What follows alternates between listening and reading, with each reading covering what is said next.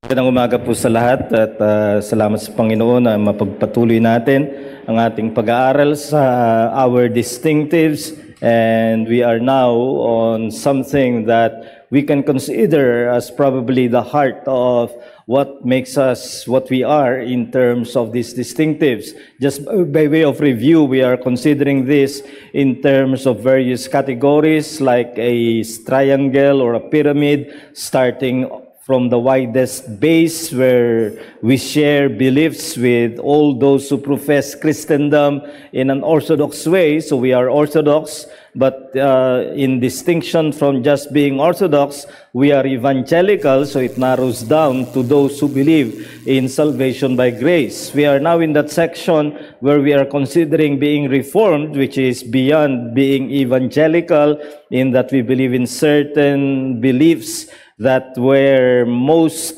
adhered to and defended during the Reformation. And then, after this section, God willing, we will be looking at the Puritan umbrella of our distinctives, and finally, the Baptist distinctives. So these distinctives are those that introduce us to others in order to know how we are as a Reformed Baptist Church in comparison to, in common with others who also like us, and also in terms of contrast with those who do not share our faith. And we are now in the section of Reformed, where we are considering the solas of the Reformation.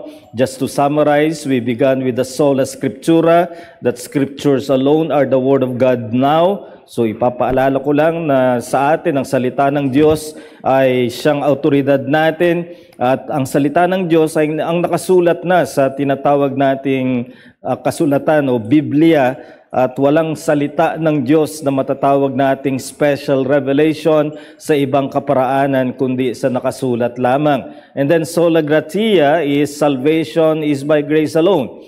And yet what differentiates us from evangelicals who also believe in salvation by grace is that we want to explore the depths of God's grace. That's why we see it in terms of the covenant of grace, defining biblical history, paano nag-develop ang biyaya ng Diyos sa kanyang plano ng pagliligtas. Meron niyang development or historical development in the scriptures, which we call covenant of grace. And then in terms of formulation of the doctrine, we formulate it as the doctrine of sovereign grace. So we're not satisfied with just the statement of salvation by grace, but rather we want to explore deeply what grace really means. And then the last we considered last week is sola fide, that justification is by faith alone. And sola fide, as we saw, focuses on Christ as the only object of faith. And we must be careful that we do not make faith, while faith is opposite of all works, it does not also focus on itself. This is called fideism, which is very rampant in many evangelicals who exercise or employ the method of decisionism or easy believism. Ang nangyayari dahil gumawa sila ng mga hakbang, gumawa sila ng mga pormulang panalangin, ay binibigyan na sila ng katiyakan na sila'y ligtas, and it is reduced to a mere faith in faith rather than faith in Christ.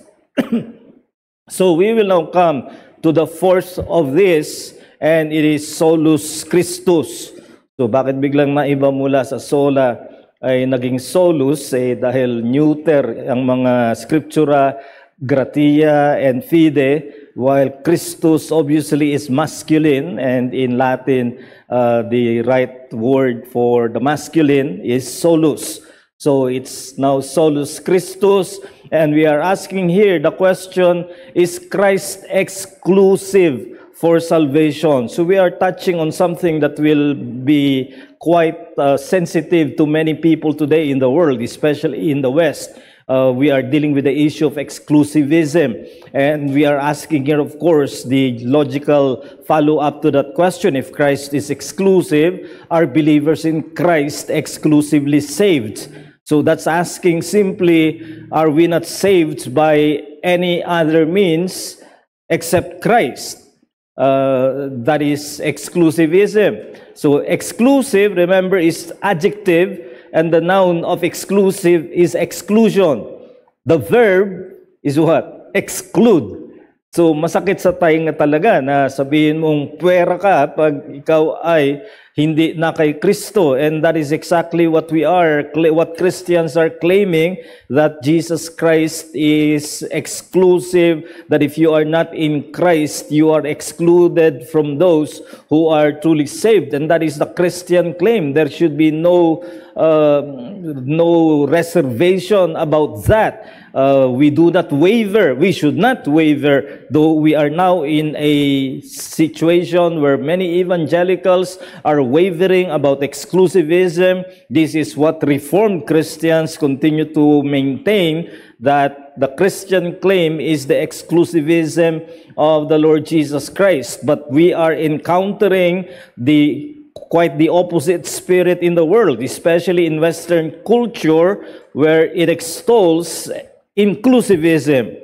You may have heard of DEI, which is the policy in America today as far as appointments and most other things are concerned. Instead of the old classic meritocracy that you earn what you work for and what you qualify for, well, today, what qualifies you many times is color, and the favorite color today is, of course, the color of the minority. DEI is simply diversity, equity, and inclusion. Instead of judging on the basis of merits, people are judged on the basis of color, which is far removed from what the hero of Black Civil Liberty has said in his famous I Have a Dream speech, that one day his children will be judged, and that means everybody will be judged not by the color of their skin, but by the content of their character. And the woke people are departing from that, because no, they want to be judged by the color of their skin, and that means the black should be preferred, the minority should be preferred over the issue of meritocracy. Now, in terms of conversion, it's not even meritocracy, and definitely not DEI. We are for the exclusive claim of the Lord Jesus Christ. So beware here in the present culture of exclusive, that should be inclusive, in the present culture of inclusive and policy of DEI, exclusivism is unacceptable. Yan ang hinaharap natin ngayon, kaya maraming lalaban sa usapin ng exclusive lang ang pagka-Panginoon ni Jesucristo at walang kaligtasan labas kay Jesucristo. Sabihin mo yan at ipangaral mo yan, ay marami ang magsasabi sa iyo na you are intolerable, and we'll deal with that in a while. But this is the question we are asking: is Christ exclusive for salvation? Si Kristo lamang ba para sa kaligtasan, at mga mananampalataya lamang ba kay Kristo ang talagang ligtas? Well, let us consider again what we have been doing in this series, contrasting wrong approaches with the biblical presentation. One is to say, we believe in Christ, but plus. So this is where the solus of the solus Christus is being challenged. They are not challenging the Christus, they are challenging the solus. So they will say, yes, I believe in Christ. Christ is needed for salvation, but it cannot be Christ alone. So the first way by which they dismiss the solus is by saying it should be Christ plus self. That simply means God's part is giving His Son, but man must complement. Kinakailangang magkaroon ng bahagi ang tao sa sinimula ng Diyos. Ang Diyos ay nagsimula ng gawain ng pagliligtas, ibinigay niya si Jesucristo, pero may bahagi na dapat nasa tao ang siyang magkakaloob.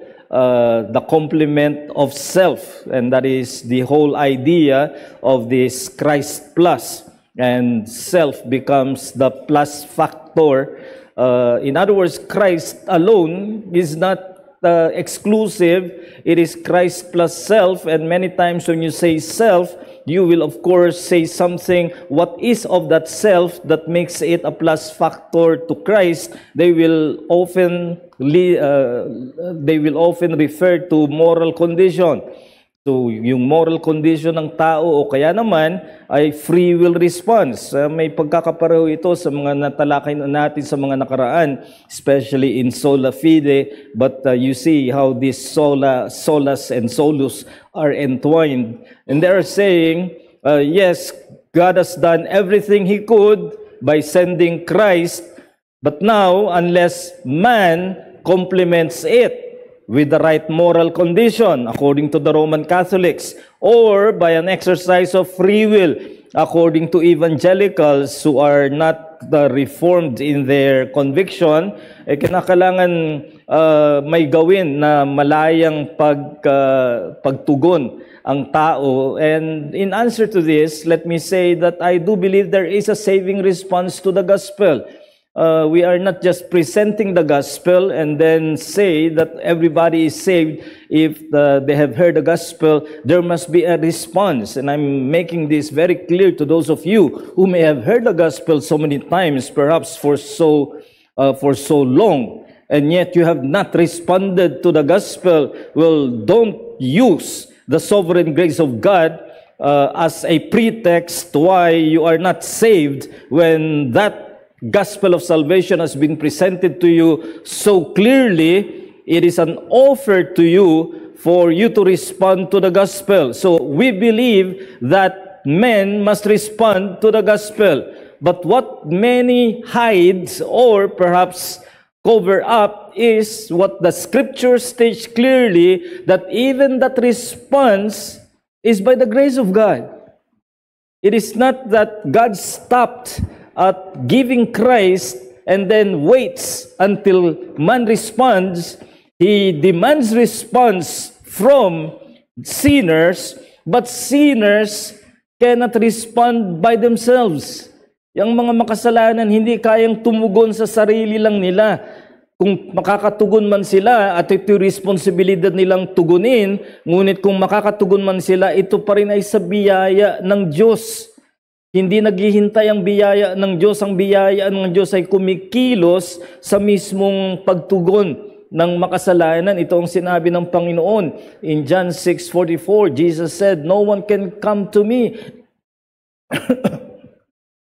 Excuse me. And Jesus summarizes response to Him as coming to Him. And that's coming to Him in repentance, in faith. So we must come to Christ. You must come to Christ if you will be saved. But Jesus said, no one can come to me unless the Father who sent me draws him. So may paghikayat ng Ama, and this in theology is what is called effectual calling. When God calls effectually, that's when a man, a sinner, responds in repentance and faith, but not until the Father Himself initiates graciously so that the sinner can respond. But it remains the responsibility of the sinner to respond to the gospel. But when he does respond, then we say it is by the grace of God. So when it comes to free will, I explained all this already before. Free will of a sinful man is free, but it is the freedom of a sinful man, which means that he sins freely. But the idea of many of free will is a will that is neutral between good and evil. So, yan ang maling idea ng free will. We believe in free will in the sense that the will is not coerced. We are not robots na parang ayokong gawin, pero may pwersa na hindi ko mapigilan. O kaya naman, gusto kong gawin, hindi ko magawa. Gusto kong lumapit kay Kristo, pero hindi ko magawa. Walang ganyan. You are free. You are free in the reality of your nature as sinful, so you will exercise free will, but that will is in sin. In other words, it's not neutral, choosing between good and evil. It is a free will that has already made a choice. A choice that Romans 8:7 says is a mind that is in sin, and because it is in sin, it is not subject to the law of God, neither indeed can it be. It cannot be subject to the law of God even in its freedom, because its freedom is bound by its own sinful nature. So, pagbalansehin natin yun kasi may mga Reformed na ang akala nila ay hindi tayo naniniwala sa free will at yun naman ang kanilang pinagpupukpukan na walang free will. No, every Reformed confession has a chapter on free will. We believe in free will, but that free will is bound by the sinful nature of the man who is totally depraved. He has already chosen what that realm is in which he exercises his freedom, and that is freedom in sin. So it is wrong to say that you add self to Christ in order to be saved. So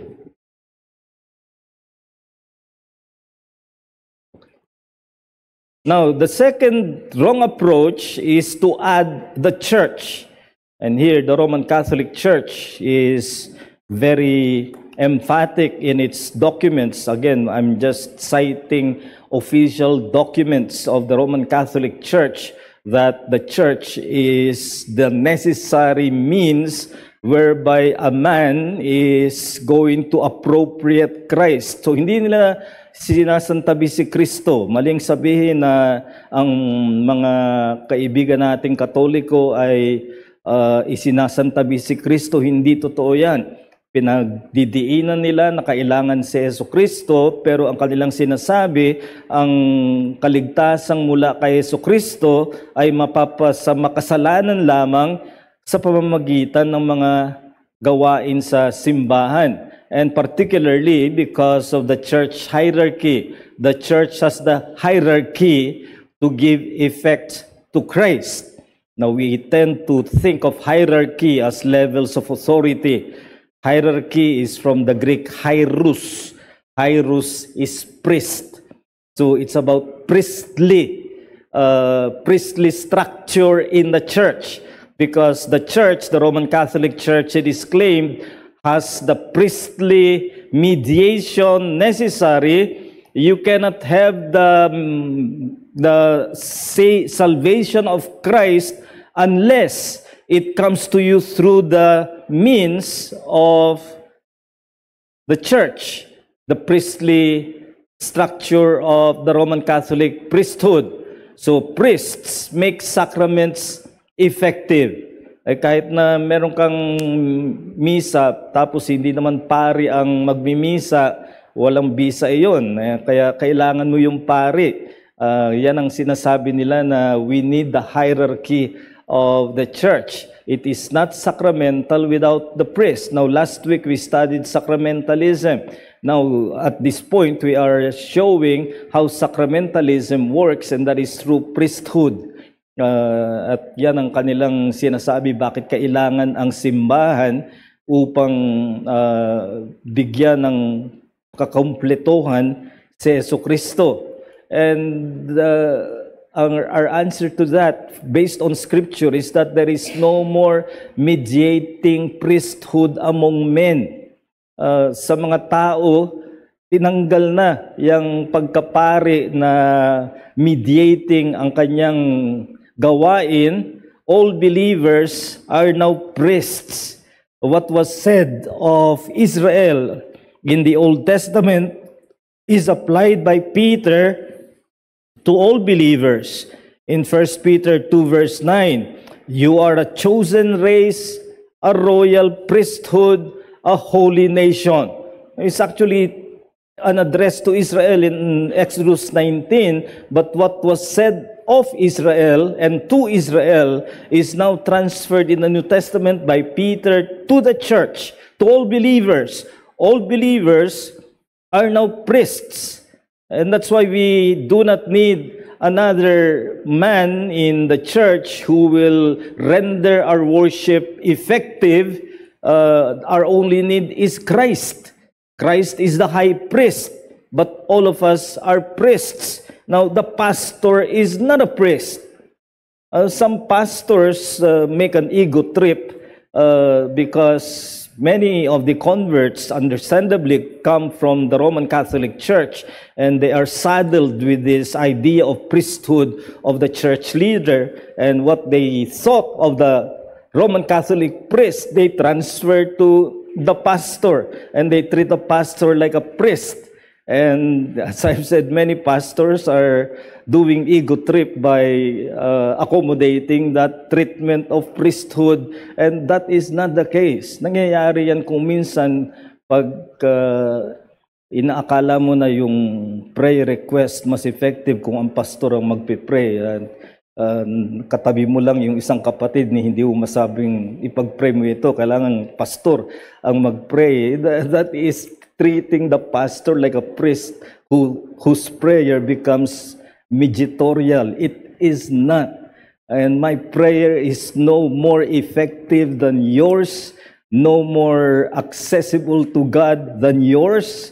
Now, the pastor's prayer will have certain substance in it that is peculiarly pastoral, but never priestly. So, minsan may tumatawag pa sa aking father, hindi tama iyon, hindi pari ang isang pastor. And Christ is the only mediator priest. And this is one of our arguments for solus Christus. There is one God and one man, and there is one God and one mediator between God and man, the man Christ Jesus. Isa lang ang tagapamagitan, at yan ang Panginoong Heso Kristo. So Catholic priesthood has been the means, in fact, for colonial and religious slavery. Naisip niyo ba kung bakit tumagal ng mahigit 300 taon ang pananakop sa atin ng mga Kastila? Laging ang banta nila ay kapag ikaw ay nag-alsa laban sa pamahalaan ng mga Kastila, tatanggalin namin ang pari sa bayan ninyo. This is called interdict. When an interdict is imposed on a town, priests are withdrawn. Paano na ngayon? Yung mga kasalanan ko, isa pangkaraniwang isip ng madla, paano nang mangyayari? Walang magpapatawad, walang maglilinis ng kasalanan ko dahil walang misa, walang kumpisalan, walang penance, walang mga sakramento. Pag namatay ako, baka purgatorio or worse, baka sa mas masahol pa. So, ganyan ang pag-iisip, at that's one reason for the colonial slavery we suffered for so long is because of this religious blindness. So, hindi ito isang bagay na religious lamang, kundi nagkaroon ng historical implications sa atin. Another wrong approach is Christ plus saints.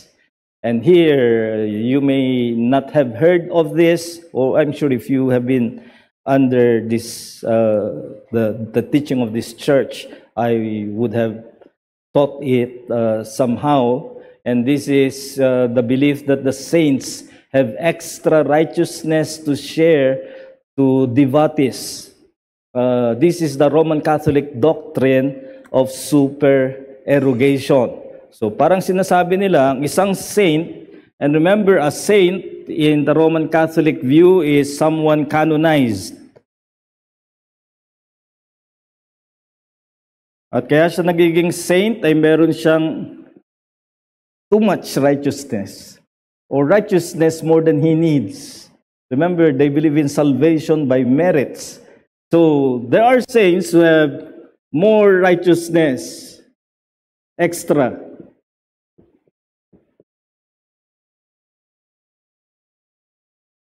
So what they can do is, for the living with deficient righteousness, halimbawa gumawa sila ng acts of devotion to a particular saint, maring magpanovena sila, o kahit magtirik ng kandila, o ano pa man, may makukuha silang mula sa kanyang extra righteousness. That's an official doctrine of the Roman Catholic Church, the doctrine of supererogation, based on sainthood by canonization, which only the Pope can do. And alam nyo, during the reign of Pope John Paul II, he more than doubled the number of saints. In other words, from the start na nag-canonize ang mga popes, John Paul II, by his own reign alone, he doubled the number of saints. So mas marami ka ng pagkukuha, kasama rin ng ilang Pilipino. Marami ka ng pagkukunan ng righteousness. And saints give merits through acts of devotion. Kaya may mga naggagawa ng mga acts of devotion for a particular saint. May paborito silang saint na iniisip nilang pagkukunan ng kanilang merits. Now, our answer to this is to say, all believers are saints by union with Christ. No, we do not need to call each other saint. Mahirap, parang masakit sa tainga, sabi mo, Saint Ike. But if we understand saint in its original sense of someone separated, God separated him. Kumbaga, ibinukod siya ng Diyos. Hindi ibig sabihin na siya ay busilak sa kabanalan, kundi ang ibig sabihin, sa biyaya ng Diyos, ibinukod niya ang kanyang mga iniligtas, kaya't hindi na sila katulad ng mga hindi ligtas, and in that sense, they are sanctified ones, and that's being a saint. 1 Corinthians 1:2, those sanctified in Christ Jesus, called to be saints, together with all those who in every place call upon the name of our Lord Jesus Christ, both their Lord and ours. So sa lahat ng mga dako na may ibinukod ang Diyos na kanyang mga iniligtas, sila ay mga banal. Banal hindi sa kanilang karakter lamang, mas mapayak na kahulugan ng saint or binanal ay ibinukod.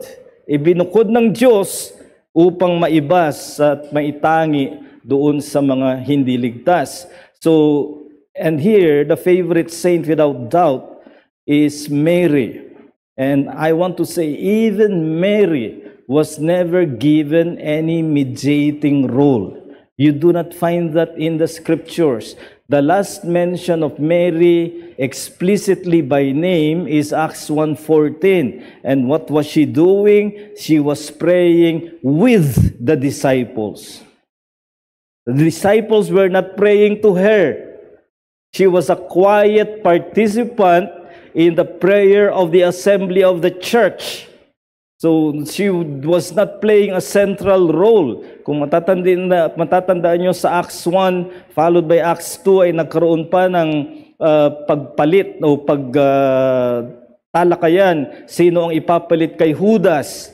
Dahil siya'y namatay na, ay kalampalitan para 12 apostol. At ang napili ay si Matthias. And Mary has no say on that. And that's the last mention of Mary in the scripture. She was never given a mediating role. But we do not say anything against Mary. Mary is a model of humble servanthood. Now, there are evangelicals who, in their attempt to denounce Mariolatry, that is the worship of Mary, they erode into saying bad things about Mary, and that is wrong. Mary is a good servant of God, and we should in fact follow her example. What example? In response to the annunciation of the angel that she will bear in her womb the Son of God, the Lord Jesus, without having known a man, her response in Luke 1:38 was, "Behold, I am the servant of the Lord. Let it be to me according to your word." Alam niyo yung hinihingi dito kay Mary would have led to some gossip. She would become pregnant, even though not yet married at that time, to Joseph. In fact, nangyari ito. And remember, in one of the conflicts between the Pharisees and Jesus, the answer of the Pharisees was, "We were not born of fornication." And the suggestion there is Jesus was. In other words, there was some rumor concerning Jesus precisely because Mary humbly submitted to being the instrument of bearing the Son of God. This is humility in demonstration. So we honor Mary, but we do not treat her as a mediator. Even Mary needed to be saved, and that is through the Lord Jesus Christ. So it's not by saints. What is the biblical presentation? Well, first, Christ alone is the message, the saving message of the gospel. There is no other gospel except salvation in Jesus Christ. You have assertions of being exclusive. John 14:6, I am the way, the truth, and the life. No one comes to the Father but by me. And I already cited 1 Timothy 2:5, the one mediator between God and man, and the man Christ Jesus. Besides assertions, there are negations of inclusivism. Acts 4:12, where Peter was standing before the Sanhedrin, and he said, "There is salvation in no one else, for there is no other name under heaven given among men by which we must be saved." Now take note the negation, no other name.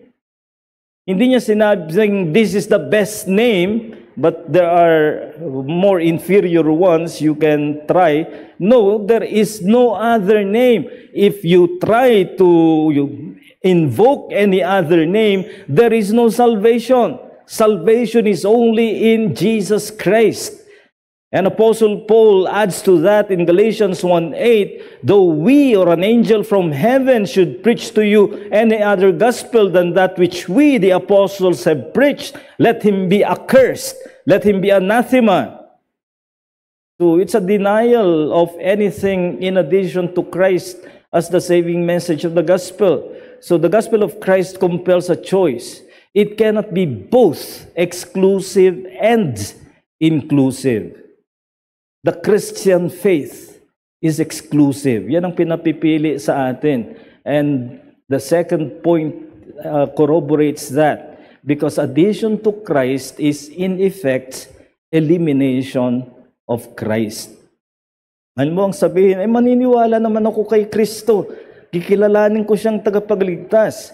Pero para mas tiyak, magdaragdag ako para kung saan man may kakulangan pa, ay mapuna na ng iba, whether self, church, or saints. Again, that's not possible because you are not truly believing in Christ if there is something added to Christ. You are eliminating Christ by adding anyone to Him. For in the first place, there is no match of Christ. Sinong itatapat mo kay Kristo? Sa ating pinag-aralan from being Orthodox and Evangelical, Jesus Christ is the only God-man. He is the only one who can truly be a substitute for man because He is man, but He can be a substitute before God because He is God. Sinong itatapat mo kay Jesu Kristo na Siya ang natatanging Diyos at tao na naging kahalili ng mga makasalanan. That's why Apostle Paul said in 1 Corinthians 2, I determined not to know anything among you save Jesus Christ and Him as crucified. He made it a point that he will not be known for any other message than Christ and Him as crucified. Now, that does not mean that he has not preached anything else but Christology. It means that everything he preaches is directed to Christ and Him as crucified. Then, not only is there no match, there is no pair for Christ as all-sufficient salvation. Sabihin man natin na hindi ko naman sinasabing yung itatapat kay Jesucristo ay katulad niya. Maring mas mababa sa Kanya. Pero pag may idinagdag ka, sinabi mo na rin hindi sapat si Jesucristo. Ang pinapasampalatayanan sa atin ay ang kasapatan ni Jesucristo. He is all-sufficient for salvation. As the writer of Hebrews says, He is able to save to the uttermost, hanggang sa kaduluduluhan, those who draw near to God through Him, since He always lives to make intercession for them. Ang contrast niya rito ay yung mga ibang priest na pagkamatay niya ay kailangang palitan, at hindi ganun si Kristo bilang saserdote o pari, hindi siya mamamatay. Kaya't patuloy ang kanyang pamamagitan sa Diyos at sa makasalanan, and there can be no addition to Christ. When you add to Christ, you eliminate Him effectively. So faith beyond Christ amounts to no faith in Christ. That's the challenge. Do you have faith in Christ alone? It's not enough that you can say, I believe in Christ. The challenge is believe in Christ alone, which means you will have to forego and renounce any other object of faith. Because if you have any other, then you have no Christ. It's Him alone or nothing. Now, in answer to objection, the objection that is common is that there are many more who will end up unsaved. Kung sabihin mong exclusive, di mas maraming hindi ligtas. Dahil, di ba't minority lamang ang Kristiyano? At sa maraming Kristiyano, hindi pa lahat yan ay talagang tuwid sa kanilang pagtuturo kay Jesucristo. Sinasabi mo bang napakakaunti ng mga maliligtas? Oh, even if that is the case, salvation is not about the majority. This is not democratic.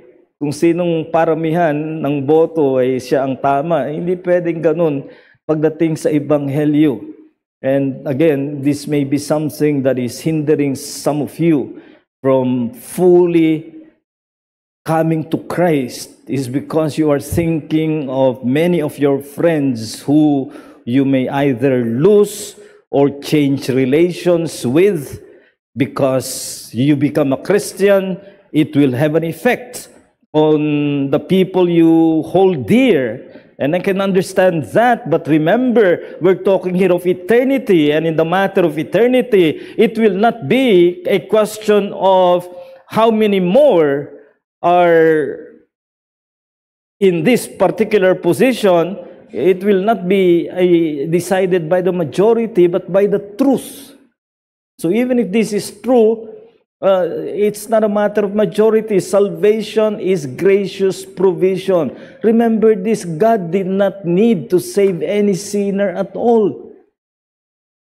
Tinulad ko sa mga fallen angels, there's no plan of redemption for fallen angels. All of them will be damned. They are reserved for damnation. No one will be saved.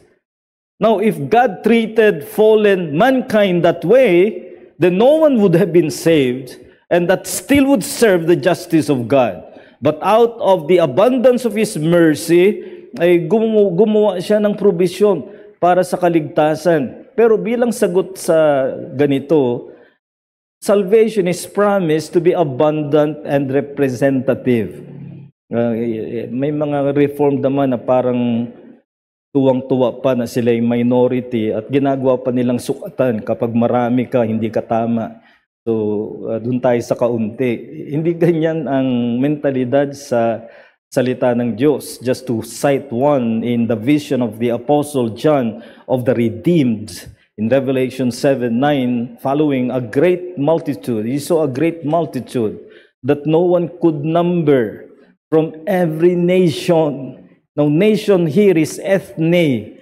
Ethne refers to every ethnic group. It's not talking about nation states. The Philippines is a nation state, but not this nation of Revelation 7:9. This is the same word in Matthew 28:19. Make disciples of all nations, ethne. So ethne means Ilocano, that's ethne. Bicolano, that's ethne. And what this is saying is that every people group is represented among the redeemed. There will be people redeemed from every ethnic identity, from all tribes and peoples and languages standing before the throne. So what that impresses you is hindi kaunti.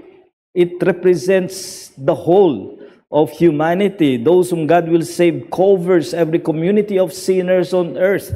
In other words, it is going to be worldwide. In the language of Jesus to the apostles, ang mission natin ay beginning in Jerusalem, then Judea, Samaria, to the uttermost parts of the earth. And we are now in our uttermost part of the earth, and there are many more parts of the earth that have yet to be evangelized, and they will be evangelized. That's the optimistic view of mission. Another objection is, it is unfair for those who have never heard. Ano na lang yung mga hindi pa nakarinig? Kaya paulit-ulit na lang ang ganyang objection, at ang lagi nating ipaliwanag riyan ay, everyone has heard of the general revelation of God.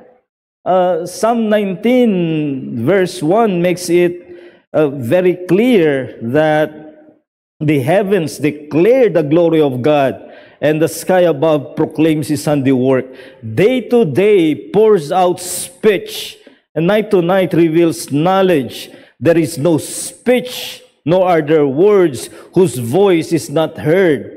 Now, in other words, in creation, God is being heard. God confronts humanity with the reality of Himself. And Romans 1:20 tells us that renders man without excuse. Walang maidadahilan ng tao na hindi siya kinausap ng Diyos. Now, that revelation is not sufficient for salvation, but that revelation is heard by all and suppressed by all until the grace of God changes him. So, hearing the gospel is not the right of any sinner. It is a gracious favor. I already used as example the fallen angels. There's no gospel for them. So that implies something I already said last week. Those who have the favor of hearing the gospel have the greater judgment. Kapag narinig mo ng ebanghelyo, kasama ka riyan. Narinig mo ng ebanghelyo, maaring paulit-ulit. Ngunit hindi ka tumutugon, anong sabi ng Panginoong Yesus? Luke 10:12, I tell you that it will be more bearable on that day for Sodom than for that town. That is the town that heard the gospel preached to them. And here is Sodom, the name that you remember for immorality and decadence. And yet, in the judgment day, it would even be better off for them than for those who, having heard the gospel, yet rejected it. So the appeal for justice by a sinner is wrongly placed. Hindi ka pwedeng magsabi na unfair. You want fair? You're asking God to be just to you? Well, justice for a sinner is really asking for punishment, because that is what we deserve. So that's justice. But what we really want is gracious, for God to be gracious. And if God has been gracious to you, own it as God's gift that we do not deserve. And the final objection, it makes the Christian faith intolerant. Yan ang madalas ibalik ng mga magsasabing hindi kayo mapagtanggap sa ibang mga relihiyon. Let me just explain here. Tolerance is freedom to exercise religion in society. And on that basis, let me say and concede that some have been guilty of intolerance in the name of Christ, but we count it as wrong. And in this, the guilt of blood is carried by both Roman Catholics and Protestants. Those who believe that the Christian cause must be advanced by government. Parehong guilty, though dahil mas maraming ginawa at mas matagal na panahon ang Roman Catholic Church ang prominent, mas marami silang ginawang abuso na sa pangalan ni Kristo ay nagpapatay ng kung sino mang tinuturing nilang maling guro. Pero nangyari din yan among Reformers and Protestants. But it is a fact of history that Baptists have been the utmost defenders of religious liberty. And you see this in the U.S. Constitution, in the First Amendment on religious liberty. Historians, both those who are not Christians at all and those who are Christians, acknowledge that this was largely by Baptist influence. Why? Because when they were forming the United States as a nation, they wanted to follow England, which had a state church.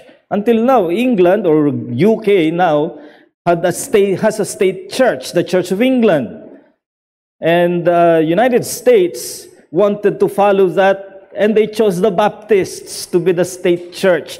The Baptists themselves refused, because that's not the way the cause of the church is to be advanced by government. No, and so they instead proposed to adopt Amendment number 1, that no religion shall be established by the state.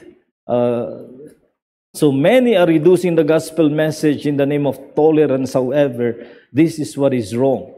This is unfaithfulness. We are tolerant in the sense that we should allow every religion in society. They should have legal rights. They should not be prevented. Even the worst of heresy, unless they harm people. Halimbawang kasama sa paniniwala nila, magsakripisyo ng mga bata. Hindi na pwede yun. Because it is no longer a matter of belief. Kung sila'y kukuha ng tao o mamamayan o bata at kanilang saktan, hindi pwedeng itolerate yun. Pero when it comes to belief, we believe in tolerance of any belief. But in the name of tolerance, we should not cushion or soften the exclusive claim of the gospel.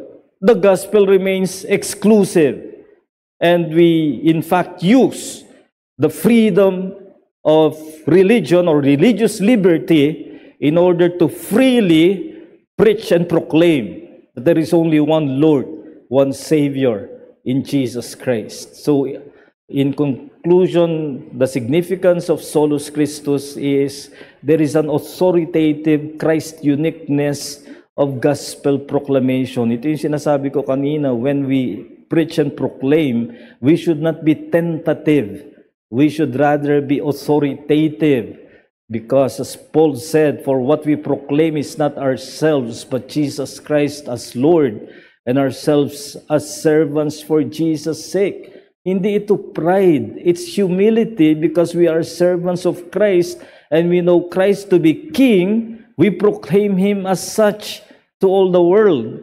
And there is the imperative for all Christians to live in Christ-centeredness as the disposition of our life. Kung solus Christus tayo, ganyan din ang ating Christian motive. Our Christian goal and objective is summarized in Philippians 1:21, for to me to live is Christ. If there is one that can define all the life of the believer, that's Christ. And of course, all that goes into it.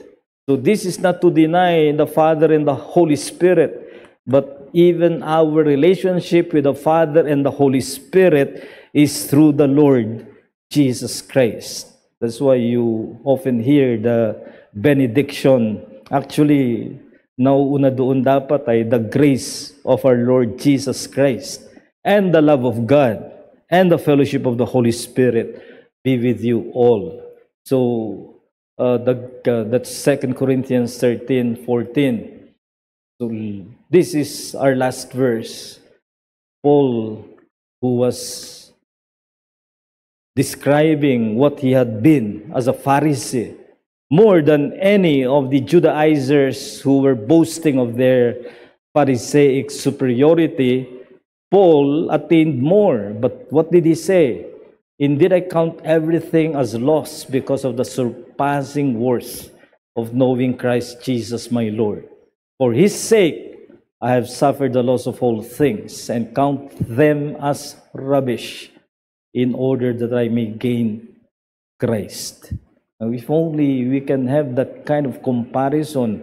When he says rubbish, he does not mean to say that everything is without value. But it is when compared to Christ, nothing and nothing can even approach to the worth of Christ for the believer. To hold fast to the central place of Christ in life and message, and that is how to live with the distinctive of Solus Christus. Any question or anything you'd like to clarify? Maybe a testimony on how this Solus Christus means to you. Jean.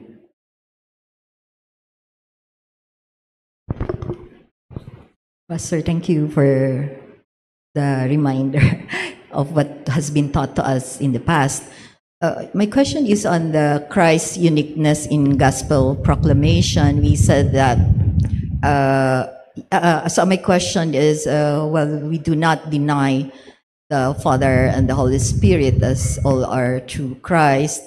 In the gospel proclamation, so it is not material or necessary to mention the Holy Spirit and the Father in the gospel proclamation?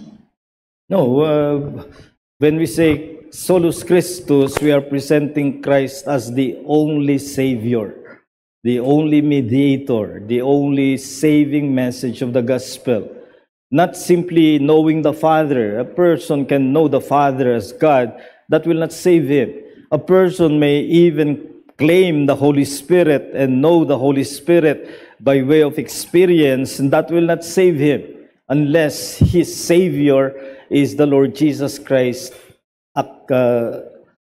accepted by faith. So it's not faith in the Father or faith in the Holy Spirit, though you can never have Christ without the Father and the Holy Spirit, but the Savior is Christ. And without Christ, no amount of professing the Father or the Holy Spirit will amount to salvation. Go ahead. Pastor, yung point ko is on the actual proclamation of the gospel. Yes. When we share Jesus to the unbeliever, we only mention the Lord Jesus Christ in the gospel. I mean, yung materiality of the Father and the Holy Spirit. I mean, I understand yung hindi talaga sila yung who can, that is the means, not the means, but that can save us, but who can save us. But it's when we proclaim, when we share the gospel, for instance, in the Bible study or casually, we met someone sa airplane or wherever, we need not yung materiality ng saying the Holy Spirit or the Father. It's not necessary. We only focus on the Lord Jesus Christ. It is not possible to proclaim Christ without the context of, for example, the law. And when you say the law, it is the law that God the Father has given, and Jesus Christ is presented as the only one who can save us from the condemnation of the law. So, i-connect natin to sa last week's lesson on sola fide. Only Christ, by faith, yet the one who justifies is God. Hindi maaring maipresenta natin sa Jesucristo na hindi maidurugtong sa, for example, in the sow your seed, you begin with the creator-creature relationship. Before you can make the gospel clear, the person must understand where his standing is as far as the law is concerned.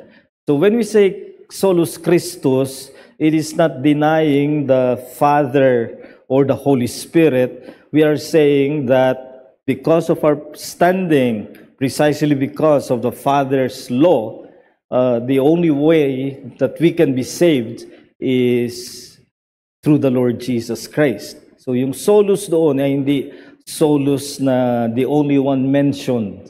Solus there means the only Savior. The only one who is tasked as mediator and substitute between God and man. Brother Ferdy. Pastor, gusto ko lang bigyan niya din ng diin yung kahalagahan nung centrality ni Christ dun sa challenge nyo sa ating buhay at sa mensahe natin. Kasi meron talaga mga pagtuturo. Ako, may karanasan ako sa former Bible school ay nagturo yung patungkol sa Holy Spirit. Talagang sinasabi na magkaroon tayo ng mas malalim na relationship sa Holy Spirit. Kaya talagang itinuro doon yung pagkaumaga, batiin nyo yung Holy Spirit, o good morning Holy Spirit, gano'n. So, talagang hindi namin naintindihan nun. So, nag-practice din ako ng gano'n. Pero, konting panahon lang. Pero yun nga, Pastor, talagang nakasenter kay Christ. Thank you. Hindi naman bumati yung Holy Spirit sa iyo. Good morning din. Well, this is, again, the mistake of those who think they can deal with one person of the triune God outside of Christ. Hindi possible, not the Holy Spirit. Because the Holy Spirit, anong sinabi ni Jesus in John chapter 15, the Holy Spirit will not speak of Himself. He will declare of what is mine. He will glorify me. So how do you know the Holy Spirit is feeling a man, or let's say even feeling a church? It's not that they keep talking of the Holy Spirit, but a church that is Spirit-filled will be proclaiming Christ. And a Christian who is truly Spirit-filled will be centered on Christ. Kaya hindi pwedeng direct Holy Spirit communication, parang the Holy Spirit is acting by Himself. That is what we are avoiding. That's why it's solus Christus. Diconia. Pastor, thank you po for the lesson. Siguro one of the main objections siguro on the exclusivity of the Christian faith is some would say na paano yung mga hindi nakarinig ng gospel, especially modern mission is just yun nga, may time na parang people really are in darkness, in various religious beliefs, and some evangelicals give in na they say na parang there's one interview with Billy Graham po ata regarding dun sa appeal ng there is wideness in God's mercy, saying na God will judge them based on the condition of their heart if they are good, even without the knowledge of Jesus Christ. So, ano po kayang masabi natin doon, Pastor? Well, this is what I answered last week, and I'm underscoring again the appeal to the heart is wrongly oriented. Uh, if there is the last bastion of human depravity, it is the heart. Kaya yung mga magsasabi, at sinabi yan ng theologian na si Clark Pinnock sa kanyang book, The Wideness of God's Mercy, sinabi niya, it's not theology that matters, but the condition of the heart. Well, I agree with him that when it comes to salvation, it's not theology that matters in terms of identity, but to say that the condition of the heart will be enough to save a man without Christ, he fails to understand that the last bastion of human depravity is the heart. What I mean by that is this. You can be quite good in your behavior. You can even be good in your treatment and relationship with people. You may be a very decent man so that externally you are very moral. But there is one part of the human constitution that whatever you do with your external will be full of depravity. That is the heart. So don't you see that it is precisely because of the condition of the heart that we need a Savior? Because you can fix the externals, but you can never fix your heart. Because the heart, Jeremiah 17:9 says, is deceitful above all things and desperately wicked. Yun ang kinakamasama. Sabihin mong napakaganda ng ginawa ni Mother Teresa sa Calcutta. And I agree. I admire the works. But who knows her heart? And if you know my heart, then you will see that whatever the behavioral decency one may maintain, that heart, that's why God says right after saying the heart is desperately wicked, deceitful above all things, and then God said, I search the hearts. Ibig sabihin, walang papasa. Dahil ang tinitingnan ng Panginoon ay ang puso.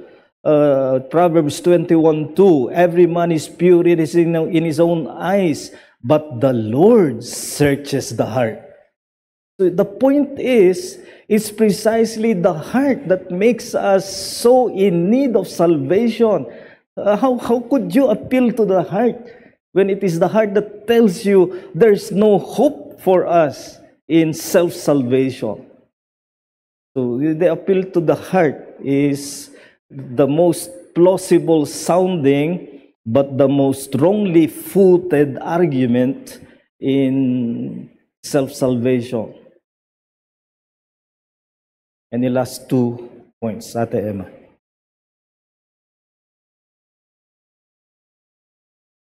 Sir, with regards to effectual call, based on my experience with my mother, I have been explaining the gospel to her so many years already.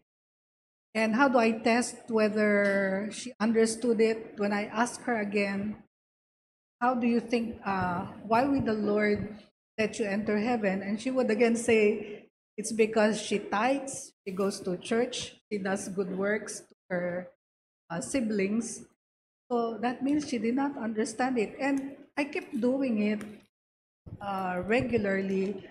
Kaya nga, there came a point na sabi ko, baka talagang hindi siya called. And we were talking now about the effectual call. Unless the Father draws him, talagang hindi siya masasave. So sabi ko, and then I started, even her, she is so depressed because I've been telling her, you know, why the Lord is extending your life, because you're not yet ready to face Him.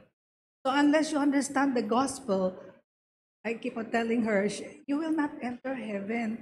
But how will I do that?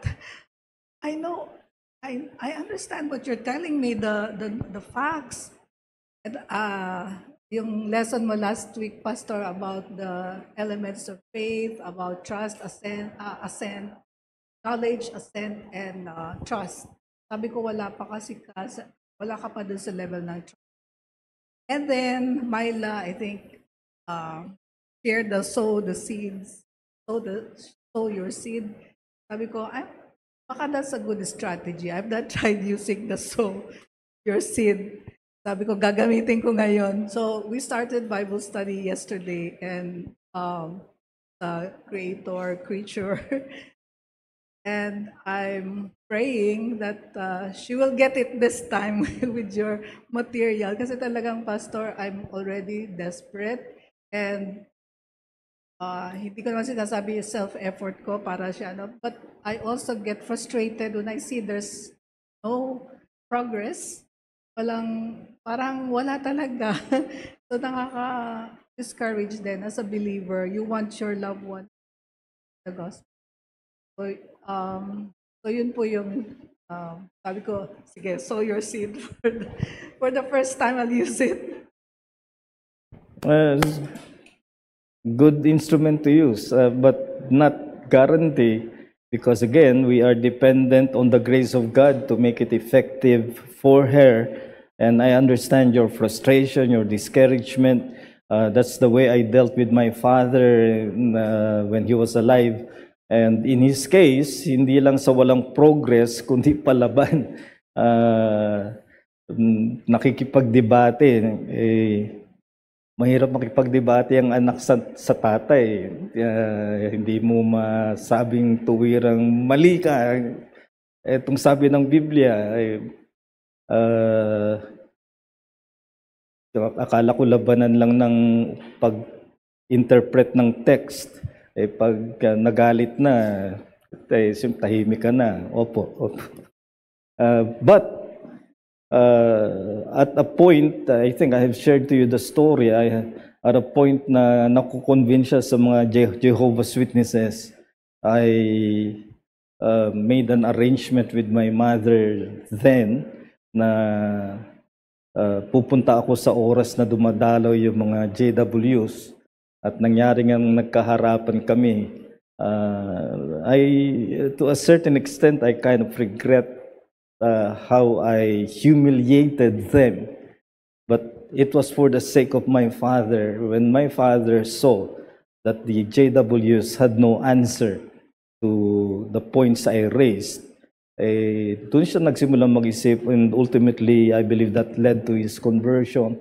So, hindi ko naman po sinasabing gawin niyo yun, kundi tiyaga at panalangin ang gawin natin. We must never conclude this must not be elect.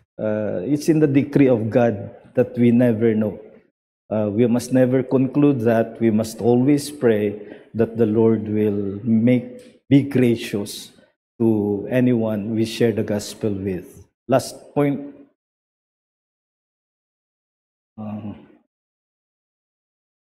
Tita Te. Ang tanong ko tungkol dito sa sola scriptura, sola gracia, yung mga sa aking disjoint ba sila o interrelated or integrated? At paano ito ginagamit ng Panginoon para mabigyan ng salvation ang isang tao na dinadala natin sa paanan ng kanyang saving grace? Sila po ay magkakaugnayan. They are joint, they are intertwined, they are integrated, but they do not constitute the gospel we share. We are not going to bear witness to an unbeliever and begin to tell him of Reformed distinctives. Pinag-aaralan natin ito para sa atin, para sa ating mga Reformed, ang ating position. So nire-refresh natin na ang position natin ay sola scriptura, sola gratia, sola fide, etc. Pero hindi po ito ang ginagamit natin to witness to others. We go back to the basics of the gospel.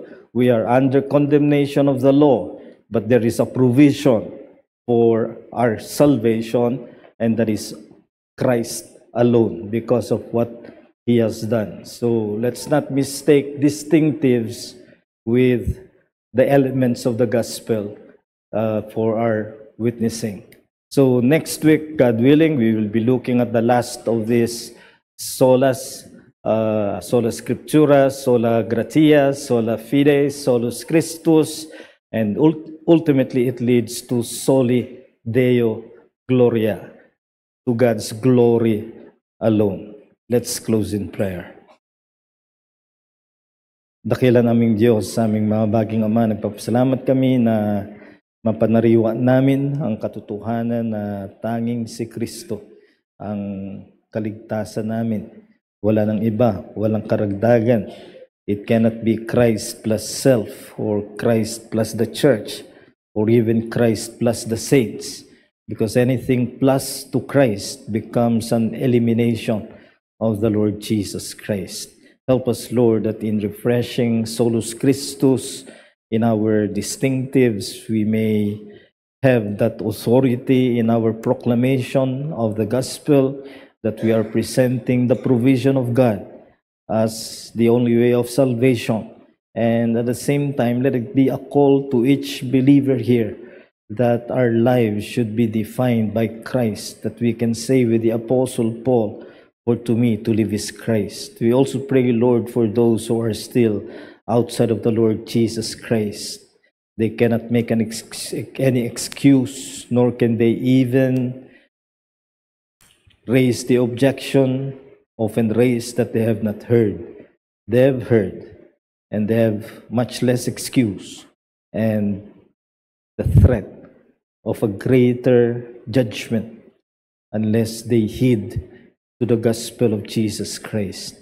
May you make it a conviction on their part that they need to respond to the offer of Christ.